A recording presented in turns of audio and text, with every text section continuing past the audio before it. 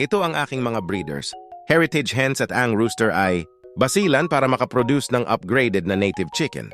Masarap kasi ang karne kapag may halong basilan na breed. One day, one eat lamang ang mga breeders ko, 100 grams per bird ang budget nila sa patukan nila kada araw tuwing 6 a.m. or 7 a.m. ko sila pinapakain.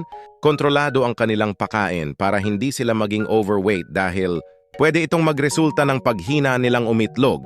At sa tubig naman ay naghahalo ako ng Egg 1000 at Vitamin Pro every other day. At least once a month ay nagpapalit ako ng beddings ng breeding. Upang masiguro na malinis at hindi sila magkasakit. Gumagamit ako ng rice hull or kusot sa beddings nila. Araw-araw ko naman kinokolekta ang mga itlog at sinisiguro ko na malinis bago ko ilagay sa loob ng ref para mapanatili ang fertility ng itlog.